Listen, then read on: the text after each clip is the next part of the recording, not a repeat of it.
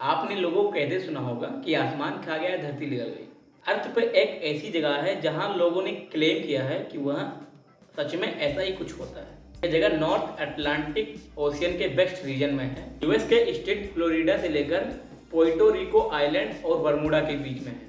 क्योंकि ये तीनों मिलकर ट्रायंगल बनाते हैं, इसलिए इस एरिया को कहा जाता है बरमूडा ट्रायंगल।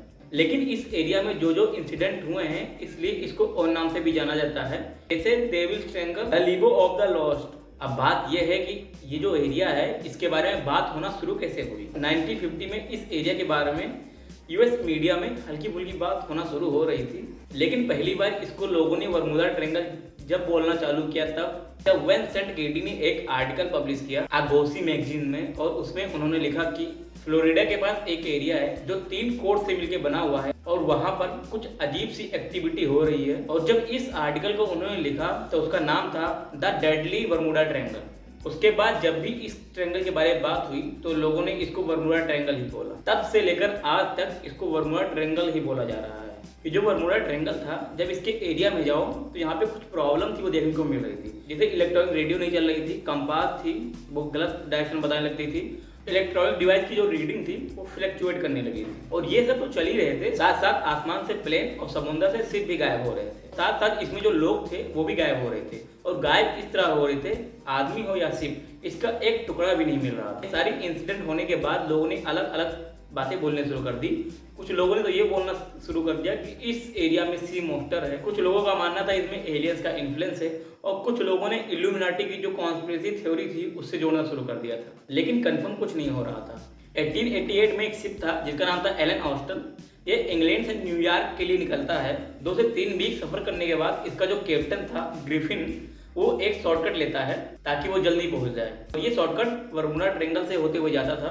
जैसे ही ग्रिफिन वहां पहुंचता है, उसको बरमूडा ट्रायंगल के बाद एक शिप दिखती है जो कि बिना किसी पैटर्न के इधर से उधर मूव कर रही थी। कैप्टन ने कई बार उस शिप से कांटेक्ट करने की कोशिश की, लेकिन कांटेक्ट नहीं हो पाया। कुछ देर पहले तो ये लोग डर रहे थे, लेकिन कैप्टन ने उस बोट में कुछ लोगों को भेजा ये देखने के लिए कि संपर्क क्यों नहीं हो पा रहा है।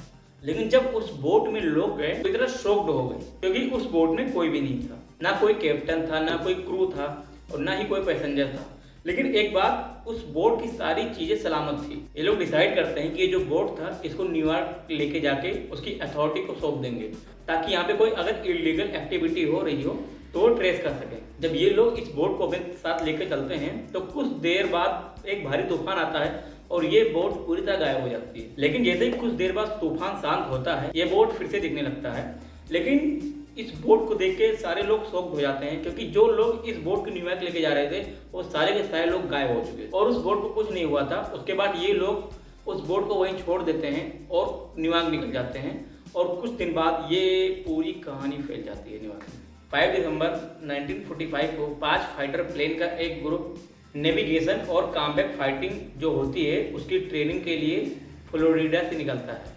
इस पूरे ग्रुप का नाम दिया गया था फ्लाइट 19। इस ग्रुप में सारे ट्रेनी थे और एक सीनियर लेफ्टिनेंट था जिसका नाम था चार्ल्स। इनके ट्रेनिंग का जो रूट था वह यह था कि ये फ्लोरिडा से निकलेंगे, उसके बाद चिकन रॉक एक जगह है वहाँ पे बम ड्रॉप करेंगे, उसके बाद ग्रैंड भावे पे जाके फ्लोरिडा पे वापस आ जाएंगे। उस समय तो मौसम ठीक था, लेकिन उसके 2 घंटे बाद मौसम खराब हो जाता है। तो फिर इनके लीडर चार्ल्स डिसाइड करते हैं कि ये टास्क पूरा नहीं करेंगे और फ्लोरिडा वापस हो जाएंगे।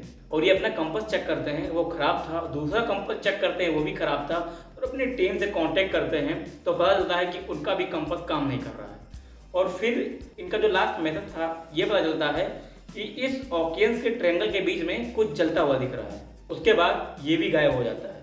अब आप लोगों के दिमाग में एक क्वेश्चन आना चाहिए कि ये जब इतनी मिस्टीरियस जगह है तो आजकल इसके बारे में बात क्यों नहीं हो रहा है। अगर आज के ज़माने में किसी को फ्लोरिडा जाना है तो प्लेन और शिप का यूज करेगा और इसी बरमूडा ट्रायंगल के रूट का यूज करेगा। इनफैक्ट सबसे हैवी ट्रैफिक जोन है बरमूडा ट्रायंगल का।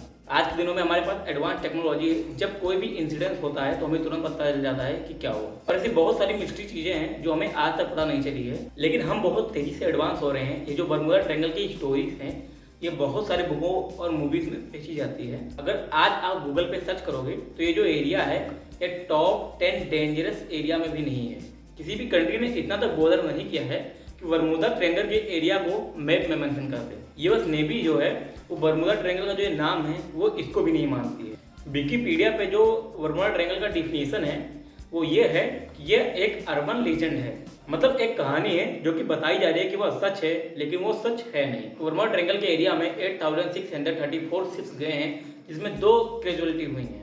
अगर आप इसको कंपेयर करोगे वर्ल्ड के बाकी कैजुअलिटी से तो ये डेटा बहुत कम है। उसके बाद भी जो वर्मुडा ट्रायंगल है ये बहुत फेमस है, क्योंकि इसकी जो मूवी है, बुक है और बहुत सारे मैगजीन हैं, ये बहुत मिस्ट्री है और बहुत फेमस है। एक रिपोर्ट के हिसाब से वर्मुडा ट्रायंगल में 75 शिप और एयरक्राफ्ट मिस हुए हैं, जो कि बाकी जगह के हिसाब से बहुत कम है। जापान के पास भी एक एरिया है ट्रायंगल शेप में, उसका भी नाम दिया गया है ड्रैगन ट्रायंगल। ऐसे ही सेम एक्सीडेंट ड्रैगन ट्रायंगल पे भी हुए हैं। बहुत सारी शिप्स गायब हुई हैं, बहुत सारे एयरक्राफ्ट गायब हुए हैं, लेकिन जितना फेमस वर्मुडा ट्रायंगल है उतना फेमस ड्रैगन ट्रायंगल नहीं है, क्योंकि हॉलीवुड में बहुत सारी मूवी वर्मुडा ट्रायंगल के ऊपर बनी है जो कि ड्रैगन ट्रायंगल के ऊपर नहीं बनी है, इसलिए वो इतना फेमस नहीं है। कई सारे केस में ये भी माना गया है कि तकनीकी खराबी और मौसम खराबी की वजह से ये घटनाएं हुई हैं, और विज्ञान यह भी कहता है कि शायद ये जगह इतनी रहस्यमयी नहीं है जितना कि इस जगह को रहस्यमयी बना दिया गया है। वर्मुडा ट्रायंगल का रहस्य आज भी सुलझा नहीं है।